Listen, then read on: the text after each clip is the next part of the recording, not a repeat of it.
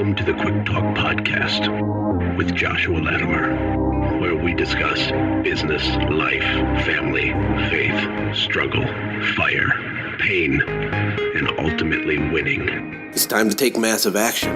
Look, I can't work harder on your life or business than you do. It's ultimately all on you. You know, God created all the food the birds would ever need, but he doesn't put it in their nest. You've got to go get it. 10 out of 10 people die. So how about doing something today that actually matters while you still can? Hey everybody, Josh here. Welcome to the Quick Talk Podcast. I am joined by my son, Maverick. What's up, Maverick? Hey Dad, what you doing? Well, we're out here by our wood boiler because the new house we bought, you have to heat it with wood, and it's kind of cool because we just moved here, but it's also a lot of work, and I'll probably hate this in a year, but no, it's okay. We have propane too, but we're in the middle of the woods. And funny side note, I was going to make a video on Facebook about like when I get the fire raging inside of our wood boiler, flames will shoot out the top. There's like this 2-foot tall chimney at the top, and flames will shoot out like a flamethrower. It's really cool, to watch it. But then when I shut the door on the wood boiler, which chokes oxygen off to the fire, immediately the flame goes down, right? Because obviously fire requires oxygen. If there's more oxygen, you can have more fire. And with a boiler, you shut the door and lock it, and it regulates how much air can go in so that the wood doesn't burn really, really fast. But it reminded me of a business thing. And the business thing is that our vision, like our focus on the outcome of what we want with our lives, with our families, like that future painting that's in our brain of what our life could be like, that is oxygen to us.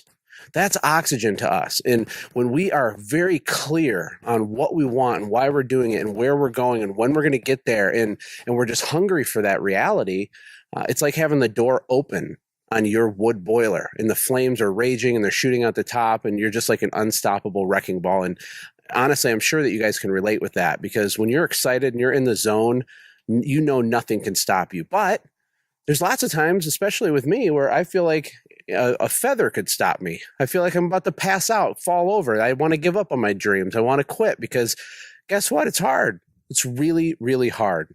And so, the theme of this podcast today, I'm going to ask Maverick a few questions because honestly, he has a lot to share. And he's a really sharp kid. And he's been learning a lot. And he's actually built and sold a company already. In fact, before we moved to Costa Rica, he built and sold a candy machine business. And I'll tell you about that in a second. But the theme of this podcast is I want you to focus on your outcome. What is your desired outcome? Sometimes we forget why we even get up and go to work every day. We completely forget. We just go do stuff all day, come home, go to bed, get up, do stuff. Sometimes years can go by and you've never really asked yourself, why am I doing this? Where am I going? What do I want?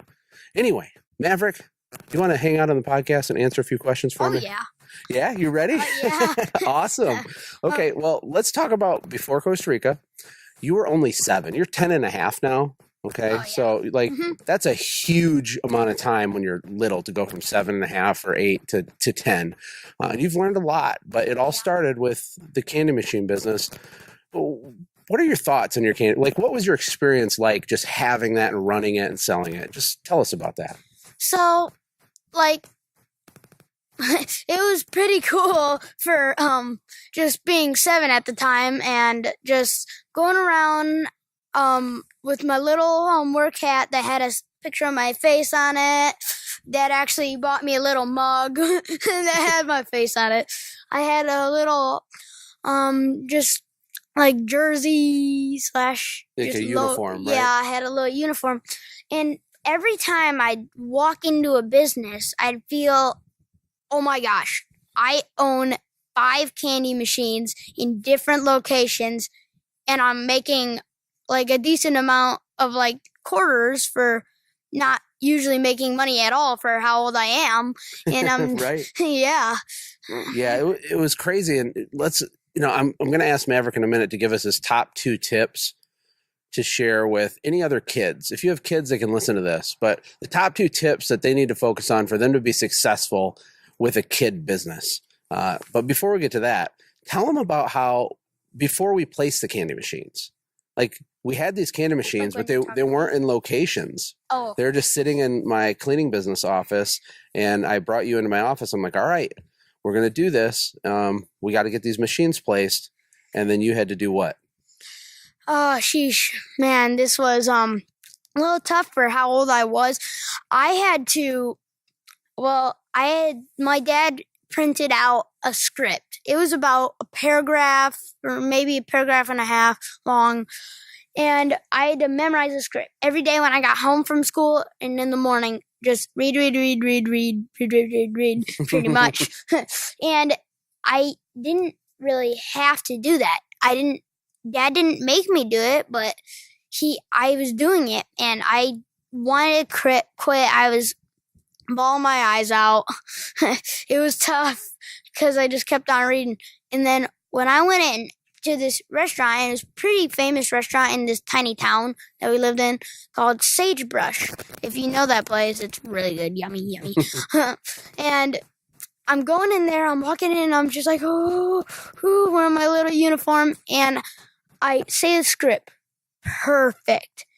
And this has got to be a little disappointing to some, but she wanted the manager, and I said that to the manager, and first time they response was with a no, and that really made me very sad. I was just like, oh gosh. That's when a lot of kids would want to give up, I think, because you walked in confident, a cute kid, you read your script to the manager, and they said, no, we don't want your candy machine here.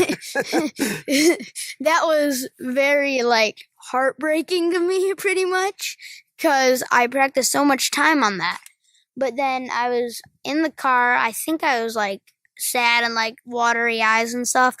And the next day, I actually went back over to Sagebrush, and my dad told me this, the best way is to keep following up. And if you follow up, they'll eventually be like, or maybe they won't, but sure, okay, let's give it a shot. Let's do this. This might be a good value for us and stuff. Mm-hmm. And they said yes the second time. So yeah, I think we were actually going back to Sagebrush, and you saw the manager again, and you went up to him, right? Yeah, and you shook his hand. I remember I actually saw you do it the second time. I was so proud because frankly the balls that you had to walk up. Gotta mention that. I know, awkwardness. But you had some kahunas, man. Took some guts. You walked over there, shook that guy's hand, looked him in the eye, and got the deal done. Do you remember what you felt like after you got that location set? I felt so proud of myself. I was just like, oh my gosh, this is just it's overwhelming me with joy and different emotions. I'm just like, oh, I've never really felt this. I actually, somebody just let me place something in their restaurant, and now I actually can start my business.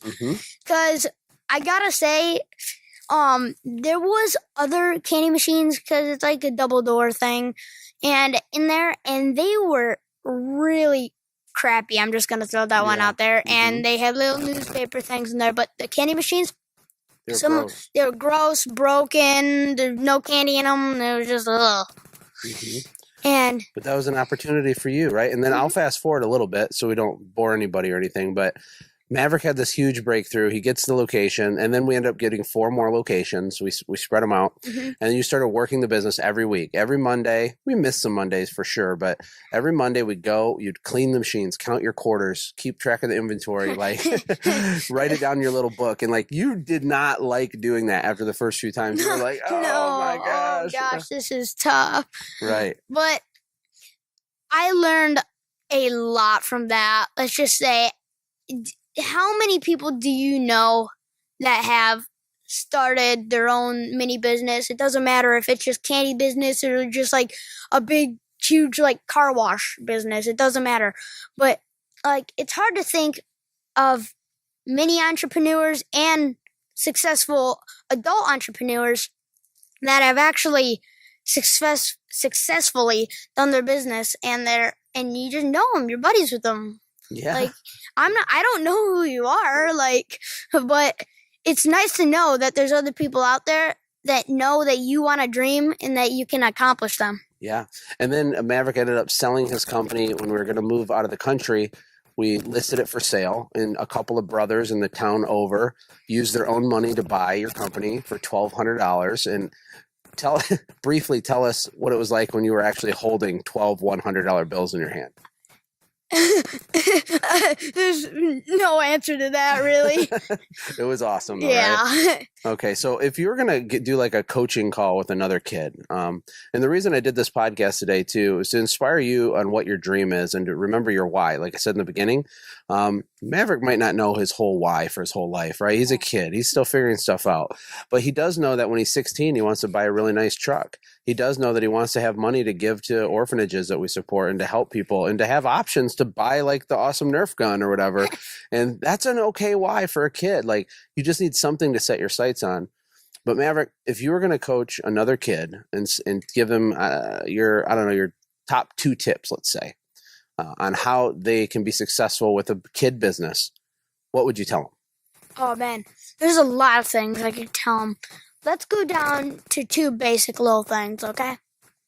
Number 1, lots of kids that I know are very shy. There's new kids that are, like, I am a new kid at my school. We just moved up in near Ludington and Scottville. I'm a new kid. I am very shy. Like, when I'm talking to people, I talk like this. I like talk mumble and like blah, blah. But there's a lot of kids that are shy out there, and when they're at home and they're not being shy, they're just like pumped up and they're just like rocking it out, doing something like crazy, like doing front flips off like the couch or something. They're like energetic and stuff like, whew. But when they go out in public, they'll mumble and they'll be shy. And the whole point of what I'm saying right here is you gotta kind of learn to not be shy. That's a really big, important thing. And my dad told me that one of the most like embarrassing things that people like have is public speaking. And it's like something like that where the biggest fear is that most people have is speaking in front of other people. Yeah, like me. Oh, I cannot like talk straight. If I go on like a huge stage with like just even like hundreds of people, like some people go on with like millions. I mean, and they're just like so energetic. People gotta learn, and not just people, everybody have to learn if they want to be a successful entrepreneur or just any business. With that, you gotta learn to public speak, not be shy. You gotta have like energy, like to speak, and you want to. And here's a big one: you want to speak what you love about. That's like most people go out there, like not all, but some people might go out there for like their boss or something and talking about something they don't like the opposite of that. Are they gonna be as good as their potential is? Probably not. So that's pretty much what I gotta say right there. That's good. I mean, step outside your comfort zone, right? Yeah. Every single day in business, you have to step outside your comfort zone, or you're not growing. By definition, you cannot grow. You cannot grow a business unless you're uncomfortable often. Right? As soon as you're cozy, that just means you're flatlining. It's not bad. Maybe you want to be flatline. But if you're not uncomfortable, if you're not taking risks, if you're not expanding your skill set, your relationships, your network, if you're not trying new things, doing hard things, if you're not doing that, then you're going to get stuck. So your first tip was for shy kids to not be shy and step outside their comfort zone. Do you have like a second tip you said? Yes. I have one more tip, sure of, and that is my dad has always done this, and this is how we live in this house that we just bought, this sweet house that we just bought, and this is what he said the entire year. Is it worth it? And that's the thing. You might have heard him mention that maybe once or twice or maybe a lot. Is it worth it? My dad worked a year of just like, I couldn't even see him at all, hardly. We couldn't do our special days together, Maverick Monday, and it was like, I was just like, oh my gosh, just going to school day after day after day, not seeing Dad, not even seeing him some days at all, and it would just be like, oh my gosh. But now we're just living the dream out here, and it is worth it. It was worth it. And it's amazing. Yeah. Well, I always tell people to do hard things, right? Yeah, how many times have I said that to you? Oh, Lots of times. More than you've ever said it. And what Maverick's talking about is when we moved back from Costa Rica, I had a lot of money tied up in a couple businesses, lots and lots of money. And we had, money in the bank, and we had just financial things going on where when we moved back to Michigan to buy this property, I wanted to pay cash for it. I wanted to just pay for the whole thing and not get a mortgage or anything like that. So I told my family before we did this, I said, look, I can make this happen, but I'm going to have to work really focused and hard for like a year straight or so. Are you with me? And so as a family, we decided together that this was worth it, that we wanted to come live in this home and all that stuff. So anyway, Maverick, thank you. Oh, you did a great job. High five. High five. First time, pretty nervous. Hopefully you think I'm pretty good at this. You did. You are. You're great, man. And he's a great big brother. He just finished managing a project for me. And I guess we'll wrap up by talking about the project, because what I do with my kids, another tip is I give them responsibility. I don't just say do a chore. Well, sometimes I do. But as often as I can, I make it a thing. And I'll tell them, all right, we got to take the garbage out. There's 10 bags, and we have a 1,200 foot long driveway. So it's a whole giant thing to take garbage out. And I'll say, all right, who wants to be project manager of this task? Or who wants to be project manager of this chore, or this thing that needs to get done? And I'll pick one of them to do it. And I will pay them as a project manager to take care of a task for us, right? And then it's their job to negotiate a pay rate with their brothers. And their brothers can say yes or no, or do it on your own, or I'm not doing it, or whatever. But if they do not complete the job to the quality or expectation that I have, then they don't get anything. But they're still liable to pay their brothers for helping, right? And it's not because I'm an evil, cruel parent. I love my kids. We have tons of fun. Yeah. But it's so huge for them to be so young and understand that the real world has actual consequences, that you get paid based on delivering outcomes, results, not just on trying hard or not just on effort. You can't even measure effort. You can only measure results. And when we got home today, I picked them up from the bus. My dog had puked all over one of our nice rugs in our lower level. And it was disgusting. Maverick project managed that project for me, and it was his job to make sure that his brothers had pristine quality and the puke that they cleaned up and the section that he cleaned up, and he did it, and he's awesome at it. In fact, he's just made $20 doing it, and he doesn't know that yet. But yeah, man. So anyway, guys, listen, I just appreciate all of you, and if you don't have kids, maybe this episode was abstract for you. If you do have kids, what an opportunity to shape them and to set them up for success in the future as they watch you be an entrepreneur. When you step outside your comfort zone, when you do hard things, when you go for it, they're watching you. That's amazing. They're never going to forget it. They're so young, they don't even understand how epic it is what you're doing, but they will. They will. All right. Anyway, guys, I'll talk to you later. Take care. God bless. So want to say bye, Mav? Hey, bye. Hey, thanks for hanging out, friends. And from all of us here at the Quick Talk Podcast team, we hope you loved today's show. We hope that you were inspired to become a doer and not just a listener. Apply what you've heard today in your own business and watch things change for the better. Lastly, remember that all the money in the world can't save your soul. Seek first the kingdom of God, my friends. We'll see you next time. For more information about the Quick Talk Podcast or Joshua's other businesses, visit our website, quicktalkpodcast.com. Have a blessed day.